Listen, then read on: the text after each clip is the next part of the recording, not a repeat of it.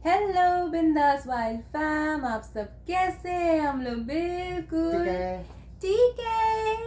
So hello, good evening, नमस्कार, सत श्री अकाल, वड़कम, अस्सलाम वालेकुम, केम छो केमो ना शो जरूर बताइएगा कमेंट्स में। And welcome back to Indian YouTuber Neelam Naik's channel guys. सुस्वागतम, आप सबका सुस्वागतम। और मुझे पता है मैंने एक दिन का वीडियो मिस कर दिया है जो कि ट्यूसडे का था, और वो इसलिए क्योंकि हम लोग का यहाँ पर इंटरनेट इशू हो गया था। हम लोग का जो राउटर था उसके अंदर कुछ ट्रबल आ गया था, तो आज टेक्नीशियन ने आकर सही किया है उसे। तो आज है ट्यूसडे, सॉरी तो आज है ट्यूसडे, तो कल आपको प्रॉपर हमारी ये वीडियो देखने को मिलेगी ताकि हम एंटरटेन हो सके, एंजॉय कर सके। So really really sorry and I really really hope कि आप मेरी बात समझेंगे। और so thank you so much for sticking around. और आज का वीडियो होने वाला है बहुत ही इंटरेस्टिंग। हम लोग काफ़ी समय से इनोवेटिव आइडियाज़ ले आने की कोशिश कर रहे हैं। हम ऐसे टॉपिक्स पे बात करने की कोशिश कर रहे हैं जो इंटरेस्टिंग भी हो, एंटरटेनिंग भी हो, at the same time informative भी हो। तो ये सारा का जो कॉम्बिनेशन है बहुत ट्रिकी होता है, हर बार ऐसे आइडियाज़ नहीं आते हैं। तो जब आ रहे हैं तो प्लीज़ अप्रिशिएट ज़रूर करें। और नॉर्मल व्लॉग्स बहुत जल्द वापस आएंगे इस चैनल पे। अभी जो बनते जा रहे हैं वीडियोज़, हमने सोचा आपका एंटरटेनमेंट भी साथ साथ होता जाए। तो अभी जी, आज हम क्या बात करने वाले हैं? हम कुछ ऐसी बातें करने वाले हैं जो यहाँ कनाडा आने के बाद इंडिया से क्या क्या चीज़ें हमें अलग यहाँ मिली और हमको क्या एडजस्टमेंट करना पड़ा। नई चीज़ें, कई चीज़ें सीखनी पड़ी, कई चीज़ें डिफरेंट था तो कई चीज़ें छोड़नी पड़ी। वो सारी चीज़ें हम डिस्कशन यहाँ करेंगे और हम लोगों ने कैसे कैसे जुगाड़ लगाए, कैसे कैसे चीज़ें हम सीख रहे हैं, वो सारी चीज़ें बातें करने वाले हैं। Yes, that is right guys. तो आज हम बात करने हैं 10 adjustments और situation adjustments that Indians have to do once they come to Canada. तो 10 ऐसी चीज़ें, 10 ऐसे एडजस्टमेंट्स, ऐसे चेंजेस जो हम इंडियंस को करनी पड़ती हैं अपनी आदतों में, अपनी थॉट में, ताकि हम कनाडा में आकर थोड़े से सेटल हो सके, कनाडा जैसी जगह पर हम रह सके इंडियंस के तौर पर। तो चलिए, विदाउट एनी फर्दर अडू, हम लोग इस वीडियो को, चटपटेदार वीडियो को स्टार्ट करते हैं। लेकिन उसके पहले लाइक जरूर कर दीजिए, सब्सक्राइब करके बिंदास वाइल्ड फैम और हैशटैग कनाडा कपल देसी लाइफ का हिस्सा बन जाए। सब्सक्राइब करना बिल्कुल फ्री है। माता रानी की घंटी टिंग टिंग टिंग नोटिफिकेशन बेल, उसे जरूर क्लिक करिए ताकि आपको मेरी नोटिफिकेशंस भी आती रहें। शेयर करिए वीडियो को फ्रेंड्स और फैमिली के साथ ताकि वो भी हमसे जुड़ जाए, और कमेंट या क्वेश्चन जरूर पोस्ट करें। तो चलिए बात करते हैं सबसे पहले एडजस्टमेंट की, जो कि बड़ी ही मजेदार है। Okay, before we talk about it, तो इससे पहले कि हम शुरू करें, हम ये बताना चाहेंगे कि ये हमारा एक्सपीरियंस है। हमें जो एडजस्टमेंट करना पड़ा वो हम बता रहे हैं यहाँ। और ये टॉप 10 आइटम्स हैं। आपके लिए अलग हो सकता है, आप अगर यहाँ आए, हो सकता है कई चीज़ें आपके लिए एडजस्टमेंट ना हो, बहुत एडजस्टमेंट आपके लिए डिफरेंट हो सकता है। हमारे लिए ये टॉप 10 आइटम्स थे। तो हमारा जो पर्सनल एक्सपीरियंस रहा है गाइस, उसके बेसिस पर हमारे लिए ये मेजर एडजस्टमेंट्स थे। कुछ तो उतने एडजस्टमेंट्स नहीं थे, लेकिन फिर भी उसे कहा जा सकता है एज एन एडजस्टमेंट।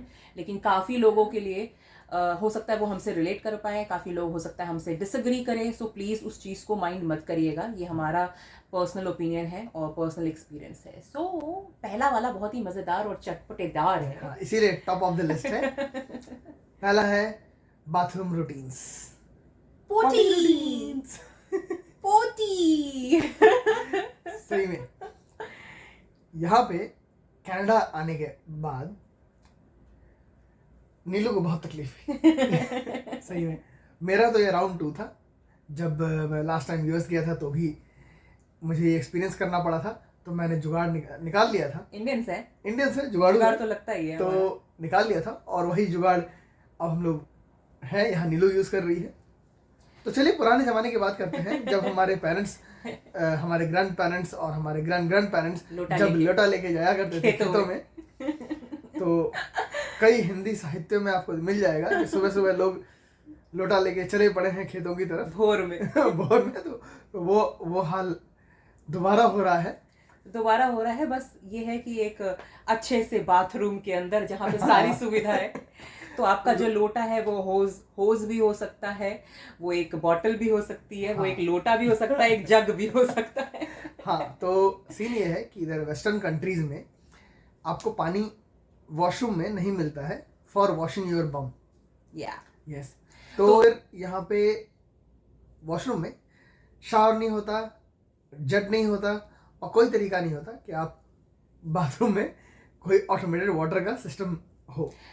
तो यहाँ पे जो लोग रेंट लेते हैं सही में जो यहाँ rant it's a gross topic, I can understand, पर हमारे लिए बहुत ही रिलेटेबल टॉपिक है ये गाइस, क्योंकि हमने ये एडजस्टमेंट समझा। हमारे लिए बहुत बड़ा एडजस्टमेंट है और बहुत से लोग कतराते हैं इन सब चीजों के बारे में बात करने में। बता जरूर देंगे कि यहाँ पानी का सिस्टम नहीं होता, लेकिन अपना एक्सपीरियंस नहीं बताते। तो हम यहाँ पर अपना रॉ एक्सपीरियंस शेयर कर रहे हैं। तो हम लोग यहाँ पे अगर आप रेंट पे अगर जो लोग लेते हैं उन लोगों के लिए तो ऑप्शन नहीं होता, लेकिन अगर जो इंडियंस अपना घर लेते हैं वो लोग जेट या शावर या हैंड शावर्स या कुछ भी इंस्टॉल करा लेते हैं। लेकिन जो प्रॉपर नेटिव यहाँ के लोग हैं उन लोग यहाँ नहीं होता, और अगर आप रेंट पे जा रहे हैं तो आप ये नहीं कर सकते। ये मेजर चेंजेस होते हैं गाइस। तो आप ऑब्वियसली आप किसी रेंटेड घर में ये सब नहीं कर सकते। तो इसका जुगाड़ होता है। जुगाड़ तो हो ही सकता है भाई। हम नए जमाने में नहीं हो पा रहा तो चलिए पुराने जमाने में, हम अंग्रेजों के जमाने के जेलर हैं। बॉटल लिए, बॉटल में पानी भरे और वो बॉटल डेडिकेटेड फॉर वॉशरूम। और या तो आप होज भी यूज कर सकते हैं, तो पाइप जैसा आपने सिस्टम लगाया जो वॉश बेसिन होता है, या तो आपका जो टब होता है, कहीं तो सोर्स ऑफ वाटर होता ही है। कई डिटैचेबल होजेस आते हैं जो आप वॉशरूम के जो टैप्स हैं उनमें लगा सकते हैं। लेकिन अगर वो नहीं है तो फिर वही पुराना जुगाड़, लोटा लिए। I know. तो ये बहुत ही रियलिटी और बहुत ही फैक्चुअल बातें हम लोग बता रहे हैं गाइस। कोई कुशन और हम लोग इसे कोई मेकअप लगाकर इसको एकदम प्रेजेंटेबल नहीं रखना चाहते, क्योंकि ये एक रियलिटी है और ये हर एक इंडियन को शायद लगेगी, हिट कर सकती है, most of the Indians I think. तो yes, that is the first most biggest adjustment in my opinion, क्योंकि हमारे लिए बिना पानी is like gross, it's like unhygienic. That's the first most biggest adjustment. So I'm sure आप लोग relate कर पा रहे होंगे। Yes. चलिए moving let's on. get on to next thing. Moving on, the second biggest adjustment that one has to do, especially an Indian has to do, is speaking English all the time. Yes. आप दिन भर English सुनते रहते हैं, बाहर जाइए English सुन रहे हैं, घर में रहिए टीवी पे इंग्लिश आ रहा है, काम कर रहे हैं, आसपास किसी से बात कर रहे हैं, सब कुछ इंग्लिश में होता है। You tend to get into English mode, और इंग्लिश मोड का मतलब है कि आप जो बातें करने लगते हैं किसी और से भी, आपस में बातें करने लगते हैं, वो भी धीरे धीरे इंग्लिश में कन्वर्ट हो जाता है। थॉट प्रोसेस ही इंग्लिश में हो जाता है। एंड दैट्स वाई ऐसा होता है कि अगर आप कहीं किसी दूसरी जगह रह रहे हैं तो आप वहाँ के सिर्फ इंग्लिश बोलने का तरीका, बोलना ही नहीं, उनके बोलने का तरीका भी हम सीख जाते हैं। जो एक्सेंट होता है वो कुछ हद तक हम लोगों में आ जाएगा। इसे टच होता है, एक्सेंट भी नहीं, एक टच होता है। हाँ। जो वहाँ की एक जो कल्चर है उसको रिप्रेजेंट करता है। बहुत ही सिंपल सा एग्जांपल अगर हम लोग ले लें तो जैसे कभी कोई दिल्ली से साउथ इंडिया में गया, हैदराबाद गया, हम लोग दिल्ली और हैदराबाद का एग्जांपल ले लेते हैं। तो हिंदी जो है दिल्ली में अलग तरीके से बोली जाती है, हैदराबाद में अलग तरीके से बोली जाती है। हैदराबाद में दिल्ली के लोग आकर क्या बाता कर रहे, क्या कामा कर रहे, ऐसे भी बातें करते हैं। तो ये क्या हुआ, लहजा हुआ, जो आप उस जगह का थोड़ा सा अडेप्ट कर लेते हैं। इंसान है तो you adapt yourself accordingly। तो यहाँ पर भी यही चीज है। इंग्लिश स्पीकिंग जोन्स पूरा कनाडा इंग्लिश स्पीकिंग है, सेकेंड। सो ये एक बहुत इंपॉर्टेंट मेजर चेंज है कि आप घर किसी बाहर भी निकले तो आप अंग्रेजी में बात करनी है। नो भैया and uncle and it's all about sir, ma'am, please, thank you, sorry, have a good day. So it's all about that. It's no more भैया इधर चलो ना, भैया 50 रुपए में इधर चलो। पड़ेगी। हम लोग घर के अलावा घर के अंदर ही बस हिंदी बोलते हैं। घर वालों से जब बात करते हैं तो हिंदी में बात करते हैं, लेकिन उसके बाहर की लाइफ पूरी इंग्लिश में। कोई ये सेकंड बिगेस्ट एडजस्टमेंट है हमारे ओपिनियन में। तो गाइस, जो सबसे ज्यादा थर्ड बिगेस्ट एडजस्टमेंट है वो है no autos, no rickshaws, start walking. चलना पड़ता है भाई, पद यात्रा करना शुरू करिए। 11 नंबर की बस चालू हो जाएगी। तो इंडिया में रहकर आई थिंक हर किसी की आदत हो जाती है कि रोको भैया, इधर रुकिए, ऑटो 20 रुपए लीजिए, चलिए चलिए हमें वहां तक छोड़ दीजिए, थोड़ा आगे तक। ये ऑटो वाले भैया रुकिए रुकिए रुकिए रुकिए, 50 रुपए ली चलिए तो वहां तक मुझे छोड़ दीजिए। यहाँ पर वो हिसाब किताब नहीं है गाइस। यहाँ पर सबवेज, स्ट्रीट कार्स और बसेस और कैब्स यहाँ पे बहुत महंगी हैं। ऑब्वियसली जैसा आप कमाते हैं उसी हिसाब से आपको स्पेंड करना होता है। मोस्ट अफोर्डेबल जो होती हैं वो यहाँ की जो पब्लिक ट्रांसपोर्ट्स हैं वही हैं। बट उसके अलावा भी you have to get to use to walking, क्योंकि ब्लॉक्स जो होते हैं बहुत ही पास होते हैं। 4 ब्लॉक अगर वॉकिंग करनी है तो it's not a very huge distance. हाँ, तो एक ब्लॉक नॉर्मली यहाँ पे 100-125 मीटर का होता है, और वहाँ के लिए अगर आप टैक्सी ले रहे हैं या कैब ले रहे हैं तो लगभग $10 के अराउंड कॉस्ट पड़ता है। अब यहाँ का मिनिमम चार्ज ही है $4 या $5 के हिसाब से, और अगर आप कैब से जाते हैं तो शायद मिनिमम $10 ही है। तो कुछ मिनिमम वाला फंडा है, don't quote us on that. हमें भी पता नहीं है क्योंकि हम भी एग्जैक्ट नहीं, लेकिन जो हम लोगों ने डिटेल्स ऑनलाइन देखी है उसमें यही डिटेल्स मिला है। सो एक्चुअली हम लोग क्या कहना चाहते हैं, हम ये कहना चाहते हैं कि हर बार आप 500 मीटर की डिस्टेंस को कवर करने के लिए $3 आप देंगे, तो गेट यूज टू वॉकिंग। यहाँ पे वॉकिंग करना ज़्यादा आसान है क्योंकि पाथवेज बने रहते हैं, तो आपको सड़क पे वॉकिंग तो करनी नहीं है, पाथवेज पर करिए। और यहाँ की जो ज़मीन है बहुत ही समतल है, it's like a flat roads, तो बहुत ज़्यादा उबड़ खाबड़ वाली हिसाब नहीं है कि चलने में बहुत दिक्कत होगी जैसे कई जगहों पर होती है। तो I think that makes walking little easier. और यहाँ पे जो राइट ऑफ पाथ है वो जो वॉकिंग वाले लोग हैं उनके लिए यहाँ राइट ऑफ पाथ होता है पेडेस्ट्रियंस के अगर ग्रीन लाइट है, और अगर पेडेस्ट्रियन जा रहा है उसी रोड पर और उसी रूट पर अगर एक कार वाला जा रहा है तो पेडेस्ट्रियन को राइट ऑफ पाथ मिल जाता है। हाँ। यहाँ पे कैसे होता है, जैसे ग्रीन लाइट, जब आगे ग्रीन लाइट होती है अगर किसी भी चौराहे पे, तो उसी के पैरेलल में पेडेस्ट्रियंस को भी ग्रीन लाइट मिलती है। तो पेडेस्ट्रियन पहले क्रॉस करेगा, उसके बाद गाड़ी वहां से क्रॉस करेगी, लेफ्ट या राइट जाना होगा। तो यहाँ पे जब चूंकि रूल इस तरह से हैं इसलिए वॉकिंग लोग बहुत ज्यादा प्रेफर करते हैं। अगर वॉकिंग नहीं भी करते सेफ हैं होता है इसलिए, तो सेकंड ऑप्शन जो चूज करते हैं वो साइकिलिंग करते हैं। साइकिलिंग हो गई, स्केट्स हो गए, स्केट्स हो गए, तो रोलर ब्लेड्स हो गए, स्कूटर टाइप का जो होता है, जो पैडल वाला स्कूटर होता है, हाँ, मोटर वाला। तो बहरहाल हम लोग ये कहना चाह रहे हैं कि walking is very easier in Canada, तो गेट यूज टू इट। अगर आप कनाडा आ रहे हैं तो आपको बहुत ही पदयात्रा करनी पड़ सकती है, तो उसके लिए तैयार रहें। तो चलिए moving on to the fourth adjustment. ये बहुत लोगों के लिए कॉमन होगा, एज फार एज आई सी, मैंने जितना देखा है ये बहुत लोगों को हिट करने वाला when they come to Canada. This is, you have to do your own work. No house help.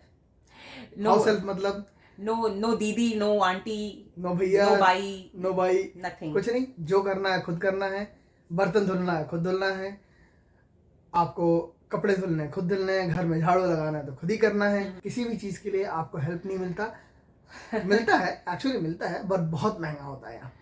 So basically क्या होता है, एक मिडिल क्लास इंसान जो कनाडा में होता है, या अपर मिडिल क्लास भी कहते हैं, तो वो एक फुल टाइम हेल्प अफोर्ड करना थोड़ा मुश्किल हो जाता है उनके लिए, क्योंकि यहाँ पर जो पेमेंट का जो मोड है वो उसमें यहाँ पे अगर किसी को भी एम्प्लॉय करते हैं तो यहाँ मिनिमम पेमेंट का एक वेज है, उससे कम नहीं दे सकते आप। हाँ। इस वजह से आप या कोई भी जब इंसान किसी को एम्प्लॉय करता है तो इंडिया जैसा नहीं है कि भाई हाँ ठीक है 3,000 ले लो भाई आपका काम कर देंगे महीने का, ये हिसाब नहीं होता। यहाँ मिनिमम वेज के हिसाब चलता है, कितने घंटे आपने काम करा है उस बेसिस पे चलता है, और वेज भी है। और अगर मिनिमम $15 आप मान भी लें, लमसम $15 पर आवर, तो पर आवर के हिसाब से अगर आप 1 घंटा अगर आप किसी को रोज बुला रहे हैं तो आप ऐसा होता है गाइस कि थोड़ा मुश्किल हो जाता है, तो इसलिए आपको सेल्फ सफिशिएंट होना पड़ेगा। हम लोग पहले से ही ऐसे हैं, हमें कभी आदत नहीं रही एक हाउस हेल्पर की। आई अंडरस्टैंड सबकी रिक्वायरमेंट्स और प्रायोरिटीज़ डिफरेंट हो सकती हैं। काफ़ी लोग इंडिया में ही हाउस हेल्प लेते हैं क्योंकि उनको दिक्कतें होती हैं।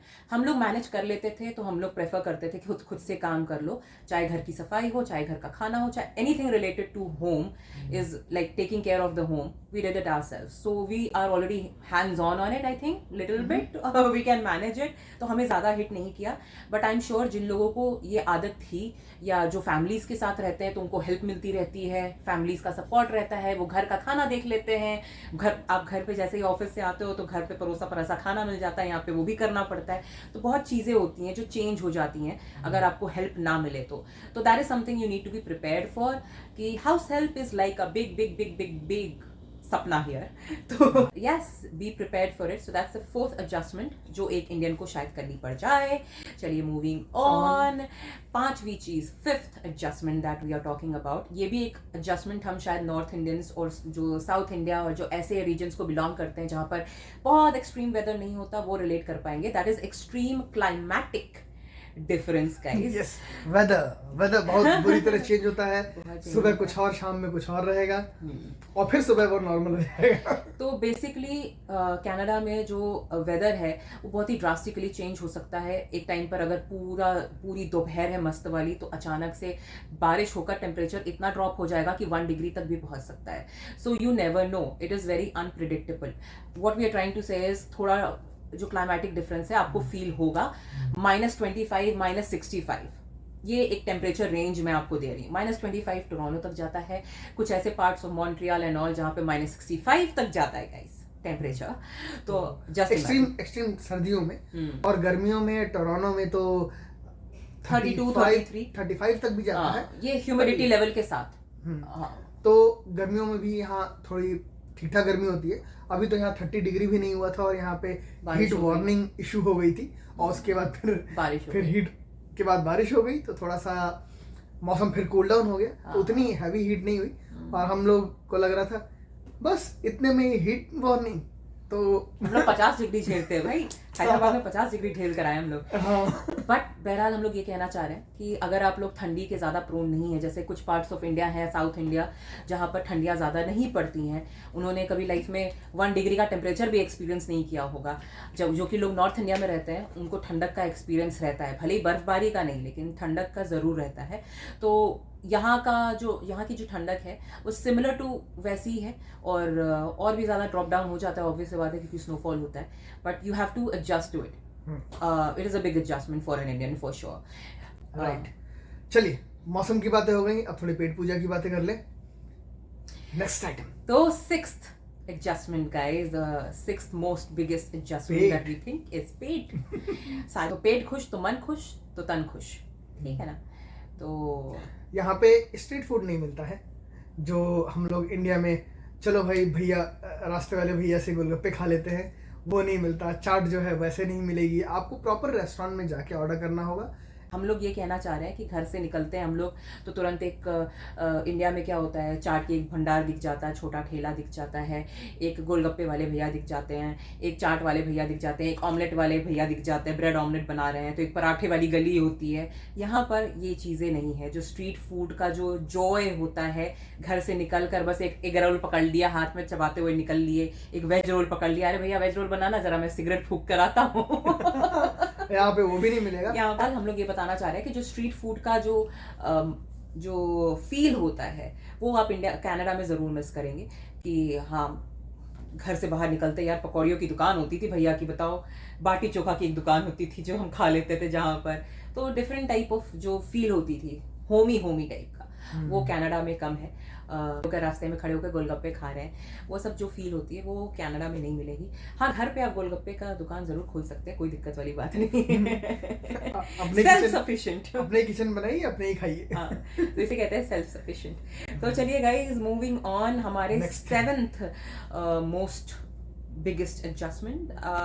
अबाउट कुछ लोगों के लिए एडजस्टमेंट हो सकती है, हम कुछ लोगों के लिए नहीं भी हो सकती है, हमारे लिए थी धन धन धन धन धन धन होता सबके पास, देता कोई नहीं।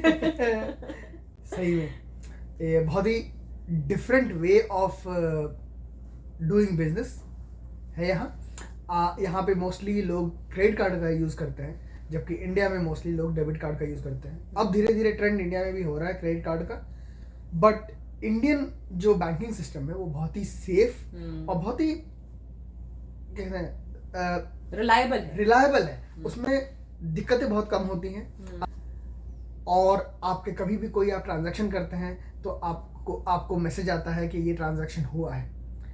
इसके अलावा अगर आप कोई ऑनलाइन शॉपिंग या कुछ भी करते हैं, क्रेडिट कार्ड या डेबिट कार्ड की डिटेल डालते हैं, तो आपको एक OTP या कोई पासवर्ड एंटर करना पड़ता है। यहाँ पे उतना ये चीज़ें नहीं हैं। यहाँ पे आपको मैसेजेस नहीं आते, यहाँ पे आपको OTP वाला पासवर्ड जैसा कोई फंडा नहीं है। फ्लॉड है यहाँ का banking system guys. It's not very reliable in my opinion. मुझे तो ऐसा अभी तक ऐसा ही लग रहा है. एग्जैक्टली. और इसीलिए यहाँ पे लोग क्रेडिट कार्ड का यूज करते हैं just to be safe. Just to be safe, क्योंकि क्रेडिट कार्ड में जो पेमेंट निकलनी है वो अगर बैंक की तरफ से अगर चली गई तो आप उस पे अगर उस पर क्लेम करते हैं कि वो पेमेंट आपने नहीं की है, तो जो 10-12 दिन बाद वो पैसे वापस आने हैं, वो बैंक को जो वापस आएगा वो बैंक की रिस्पॉन्सिबिलिटी होती है. ये आपके पॉकेट से कुछ नहीं गया और आपका मनी अभी भी सेफ रहता है आपके अकाउंट में. Basically credit card is like banks money. तो आप बैंक की मनी से आप पैसा आप पेमेंट्स कर रहे हो, सब कुछ कर रहे हो, तो कल को कोई भसड़ भी होती है, so you will be able to get that refund. वो रिफंड आपको डेबिट कार्ड पे भी आ जाएगा. बट द प्रॉब्लम इज कि वो अपना पैसा आप खो देते हो उस टाइम पीरियड के लिए. 10 दिन के लिए अगर आपके $200 चले गए तो वो $200 10 दिन बाद वापस आएंगे, और बीच में अगर आपको जरूरत पड़ा तो आपके पास नहीं होंगे. एंड क्योंकि बैंकिंग सिस्टम में थोड़ा फ्लॉ है, इसलिए it's always best and most reliable to use a credit card. So इसलिए यहाँ पर क्रेडिट कार्ड का चलन ज़्यादा है. हर जगह ऑनलाइन सिस्टम पे मैक्सिमम जगहों पर वो लोग क्रेडिट कार्ड ही यूज करते हैं. And we are also trying to learn and be a part of the whole system. पर ये हमारे लिए एक बड़ा एडजस्टमेंट था, क्योंकि के लिए हम लोग ने कभी कोई क्रेडिट कार्ड यूज़ नहीं किया. हमेशा ही जो है उसे स्पेंड करो और उसी में सेव करो. नथिंग कि भाई आप खरीदते जाओ और अपने ऊपर क्रेडिट बनाते जाओ. We never did that. तो है तो करो, नहीं है खर्चा मत करो चुपचाप. इसी फंडामेंटल लॉ से हम लोग जीते हैं. एक नई चीज हमेशा दिमाग पे रखना कि आपका क्रेडिट कार्ड का ड्यू डेट आ रहा है, आपको पे करना है.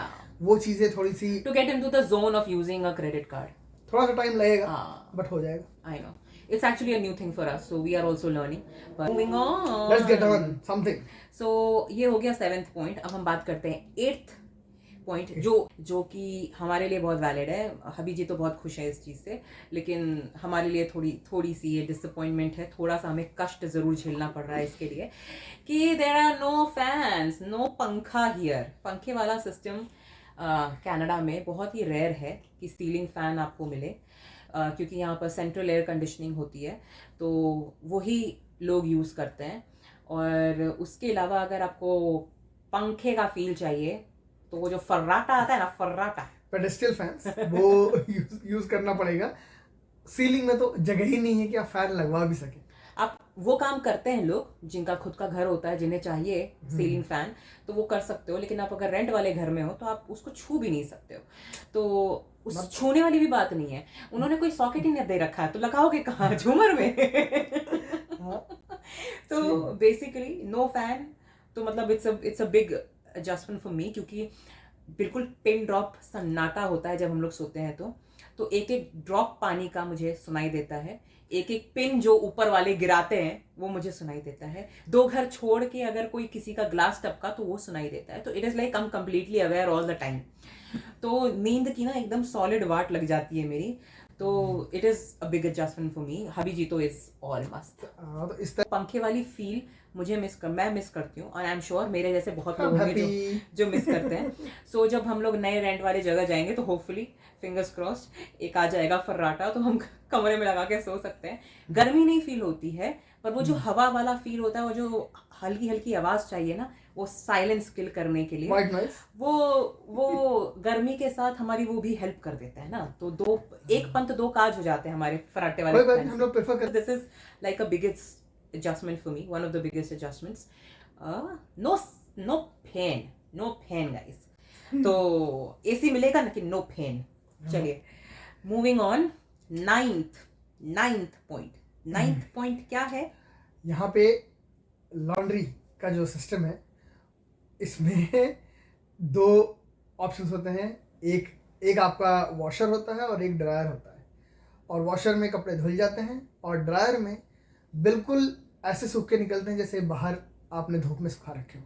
बिल्कुल गरम और ड्राई, और गरम एकदम पूरा स्टरलाइज होके या सब कुछ होके वो निकलता है, एकदम ड्राई निकलता है. आप तुरंत उसमें से निकालिए और कपड़े पहन लीजिए.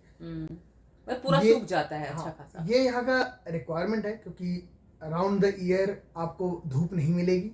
अपार्टमेंट्स में रहते हैं, कई अपार्टमेंट ऐसे होते हैं जिसमें कि धूप आएगी नहीं घर में, बालकनी में, या कई अपार्टमेंट्स ऐसे हैं जिनके यहाँ बालकनी नहीं है. यस, बहुत सारी चीज़ें होती हैं जिसकी वजह से इस तरह का सिस्टम है. और ये भी है कि आपको हो सकता है धूप भी आए, सब कुछ आए, लेकिन सर्दियों के दिनों में इतना कम रहेगा ऑप्शन बाहर सुखाने का कि आप धूप में सुखा नहीं सकते। ऑप्शन नहीं गाइस, होता ही नहीं है। हाँ। ठीक है, सूर्य भगवान के दर्शन ही नहीं होते हैं, होता ही नहीं, होता ही यहाँ नहीं आता है। ही नहीं। हाँ, इनसे होता ही नहीं है। तो हाँ, तो बाहर सुखा ही नहीं ठंडी सकता is like a big no no, कुछ नहीं कर सकते आप। ठीक है, आप बाहर कपड़े सुखाने जाओगे उसमें बर्फ जम जाएगी। हाँ। ठीक है, वो सूखे उखेगा कुछ नहीं। तो बहरहाल प्रॉब्लम ये है, जब हमने 5वें पॉइंट में हमने डिस्कस करा था एक्सट्रीम वेदर क्लाइमेटिक चेंज, तो ये यहाँ का एक बहुत बड़ा एक चीज है कि अभी धूप निकली पड़ी है, अचानक से बारिश होकर पूरा सब कुछ गर्म, और फिर उसके बाद अगर कोई ऐसा टाइम होगा जब बर्फबारी का थोड़ा टाइम हो जाता है, तो धूप निकली हुई है और रात भर में बर्फबारी शुरू हो गई, शाम में बर्फबारी शुरू हो गई। तो like there is an extreme change in the weather, तो उसकी वजह से भी एक प्रॉब्लम है। और ठंडी तो इज बिग नो नो, उसमें कुछ नहीं कर सकते, कुछ नहीं कर सकते। हाँ, आपको घर में ही सुखाना पड़ेगा, घर में ही सुखाना है आपको। तो जिन लोगों को ये एक फील चाहिए होता है कि भाई सनलाइट में ही कपड़े सूखें, तो वो उन लोगों को यहाँ पे एडजस्ट करना पड़ेगा कि घर में ड्रायर है उसी में सुखाना है, और कोई ऑप्शन नहीं। और भी तब तक आप धूप में सुखा सकते हो जब तक समर्स है, जब भी धूप निकली पड़ी है आप करिए, कोई दिक्कत नहीं है। लेकिन ठंडी में बी प्रिपेयर्ड कि आपको ड्रायर ही यूज करना है, you would not have any other option, कुछ नहीं कर सकते। या तो घर में फैला लो जगह जगह जगह, तो जगह जगह हरे हरे कच्चे कच्चे फैला लो आप। हरे हरे कच्चे कच्चे वाह, ठीक है। लेकिन that is one of the adjustment guys कि हाँ, जो ये बाहर हम लोग को आदत है कपड़े सुखाने की, वो थोड़ी चेंज हो जाती है यहाँ पर आकर। तो ये एक एडजस्टमेंट हो सकता है कुछ लोगों के लिए जिनको आदत होती है कपड़े बाहर सुखाने की। हमारे लिए उतनी नहीं थी, but we thought of mentioning, क्योंकि एक दो बार हमारे दिमाग में भी आया था, अच्छा बाहर नहीं सुखाना है, ड्रायर यूज करना है, तो ये चीजें आ जाती हैं। चलिए last point, last but not the least, 10th 10वां पॉइंट, 10वां बताओ। 10वां पॉइंट है खाना कैसे बनाएं। कैसे बनाएं बताओ। यहाँ पे गैस का सिस्टम बहुत ही कम मिलता है, घरों में मिल जाएगा, अपार्टमेंट्स में थोड़ा कम चांसेस होते हैं कि आपको प्रॉपर गैस कनेक्शन मिले। सिक्योरिटी रीजन, फायर का बहुत फायर हजार्ड्स रहता है, तो बहुत सारी बिल्डिंग्स में होता भी नहीं है ये ऑप्शन। तो आपको इलेक्ट्रिकल कॉन्ड्यूट्स पे बनाना पड़ता है खाना, यानी कि बेसिकली यहाँ पे कुक टॉप्स होते हैं जिन पर की 4 बर्नर्स होंगे, और वो बर्नर्स गैस वाले बर्नर्स नहीं होते, कॉइल वाले बर्नर्स होते हैं जो ग्लास के नीचे हीट अप होते हैं और ऊपर बस हीट आती है, वो इलेक्ट्रिसिटी से चलता है। उस पे बनाना पड़ता है। और अगर किसी को अगर ऐसी आदत है कि रोटियां खाने की, तो वो आपको तवे वाली ही रोटी मिलेगी, गैस पे पकी हुई वाली रोटी थोड़ी मुश्किल हो जाती है। तो जो गैस वाली फील होती है गाइस, वो तो सही बात है, यहाँ पे थोड़ा मिस करेंगे आप। तो यहाँ पे प्रोपेन कनेक्शन काफी कम होता है। अक्सर लोग जो घर लेते हैं खुद के, तो उसमें वो प्रोपेन कनेक्शन ले लेते हैं, बट अपार्टमेंट्स में इट गेट्स वेरी टफ, क्योंकि कभी कभी मोस्ट ऑफ द अपार्टमेंट्स के ये रूल्स में आता है कि वो प्रोपेन कनेक्शन अलाउ नहीं करते हैं। तो देन यही एक नेक्स्ट बेस्ट थिंग है कि इलेक्ट्रिकल जो कुक टॉप होते हैं, इसका एक सिंपल एग्जांपल देसी भाषा में बोला जाए तो हमारे इंडिया में जो इंडक्शंस होते हैं, तो तो इंडक्शन जो हम लोग यूज करते हैं इंडिया में बिल्कुल वैसे ही होते हैं, लेकिन बस फर्क इतना आता है कि इंडक्शन का जब आप यूज करते हैं तो उसका जो बेस होता है वो इतना गर्म नहीं होता है। आप जो पतीला रखते हैं वो उतना गर्म नहीं होता, आप पकड़ सकते हैं, पर यहाँ पर ये हीटर जितना काम करता है। ये बेसिकली एक ग्लास के नीचे हीटर है, और वो हीटर से जो हीट आती है वो पूरा का पूरा ग्लास आपका हीट अप करेगी, आपका बर्तन हीट करेगा। यहाँ पे कुछ बिल्डिंग्स में ऑप्शंस होते हैं कि छत पे जाके बारबेक्यू में गैस कनेक्शंस होते हैं, लेकिन घरों के अंदर गैस कनेक्शन बहुत ही कम। तो बारबेक्यू का एक सेक्शन बना देते हैं अपार्टमेंट्स में, रूफटॉप पर वगैरह पे, मोस्टली रूफटॉप पे होता है, करेक्ट। तो ये एक एडजस्टमेंट हो सकता है जो हमारे लिए एडजस्टमेंट था, क्योंकि हम लोग जो है रोटियां हैं वो तवे पर ऐसे जो गैस पर ऐसे सेकते हैं, फूल फूल के निकलती है, तो अब हमें जो है तवे पे सेकना होता है। इस पर भी एक जुगाड़ है कुक टॉप वाला भी, तो वो हम किसी और वीडियो में आपके साथ शेयर करेंगे। लेकिन अभी फिलहाल के लिए हम बता दें कि हाँ भाई उसको ऐसे तवे पे ही सेक के, जैसे पुराने जमानों में होता था चूल्हे पे खाना बनाते थे, तो कहाँ पे उसको रोटियों को सेकते थे, ऐसे ही सेकते थे, ऐसे ऐसे दबा दबा के सेकते थे, और उसे गोल फुला देते थे, वही हिसाब यहाँ करना पड़ता है। तो वो थोड़ा मिस कर सकते हैं आप। और अगर आपको भुना हुआ अगर भरता वगैरह कुछ खाने का शौक है, तो वो आपको ओवन में हीट अप करना पड़ेगा। आप डायरेक्टली गैस पे जो जल के जो भुनता है वो वाला हिसाब जो चार्ड फील होती है वो इसमें नहीं मिलेगा, वो फिर आपको बारबेक्यू पे जाना पड़ेगा। तो बारबेक्यू करिए। अगर बारबेक्यू का ऑप्शन नहीं है तो आप जो आपके पास अवन होता है, अवन में आप वो काम कर सकते हैं। बट ये हमारे टॉप 10 एडजस्टमेंट्स हैं according to 2 new Indian immigrants जिन्होंने ये एक्सपीरियंस किया, हमने ये एक्सपीरियंस किया। तो हमारे एक्सपीरियंस के हिसाब से ये कुछ 10 बड़े एडजस्टमेंट्स थे जो हमें समझने पड़े, करने पड़े, देखने पड़े, बड़े बड़े एडजस्टमेंट। तो आई रियली होप कि आपको कुछ इंसाइट्स मिली होंगी, आपको कुछ इन्फॉर्मेशन मिली होगी कि क्या क्या डिफरेंस होता है इंडिया और कनाडा के बीच में। तो हमारा ये वीडियो बनाने का बस यही एक मोटो है कि आपको भी इन्फॉर्मेशन भी दे सके, साथ ही साथ थोड़ी एंटरटेनमेंट भी हो जाए हमारी बकैती सुनकर। एंड आई होप आप सबका एंटरटेनमेंट हो रहा होगा। और अगर आपको वीडियो पसंद आया तो शोना इन्हें क्या करना है, इन्हें बताओ क्या करना है। भूल जाते हैं, लाइक करिए, बिल्कुल भूल जाते हैं, कोई बात नहीं, हम याद दिलाते हैं, हम दोबारा याद दिलाते हैं। तो लाइक जरूर करिए गाइस, लाइक करने में कोई कंजूसी नहीं, तो लाइक फटाक से कर दीजिए वीडियो को। सब्सक्राइब करके बिंदास वाइल्ड फैम #कैनेडा कपल देसी लाइफ का हिस्सा बन जाए। सब्सक्राइब करना बिल्कुल फ्री है। इंडियन यूट्यूबर नीलम नायक वाइल्ड फैम का हिस्सा बन जाए, ठीक है। माता रानी की घंटी टिंग टिंग टिंग, नोटिफिकेशन बेल उसे जरूर क्लिक करिए, भूलिएगा नहीं। मेरी नोटिफिकेशंस कैसे मिलेंगी आपको, वीडियो यूं ही निकल जाएगी। कैसे होगा आपका एंटरटेनमेंट? हमारे बिना आपकी लाइफ अधूरी है, आपके बिना हमारी लाइफ अधूरी है ना। और कमेंट या क्वेश्चन ज़रूर पोस्ट करिए। आपके कमेंट पढ़ के बड़ा मज़ा आता है, आपके क्वेश्चन सुनकर बड़ा मज़ा आता है, फिर उसका आंसर देके और भी मज़ा आता है। और उसके बाद फाइनल स्टेप शेयर ज़रूर कर दीजिएगा अपने फ्रेंड्स और फैमिली के साथ, उनका भी एंटरटेनमेंट हो जाए। कोविड चल रहा है, पैंडमिक चल रहा है, कहीं बाहर नहीं जा सकते, किसी से मिल नहीं सकते, एटलीस्ट हमें देखकर, हम जैसे 2 कार्टून को देखकर किसी का तो एंटरटेनमेंट होगा। तो शेयर ज़रूर करिए गाइज। तब तक आपकी क्यूट और क्रेजी इंडियन यूट्यूबर नीलम नायक लेती है अलविदा। फिर से मिलती है बहुत जल्द एक चटपटा वीडियो के साथ अपने क्यूट और क्रेजी हबी जी के साथ। तब तक आप अपना ध्यान रखिए, अपनों का ध्यान रखिए। स्टे बिंदास, stay wild, stay safe, loads of love. Thanks for watching guys, see very soon, take care of yourselves, bye, love you all.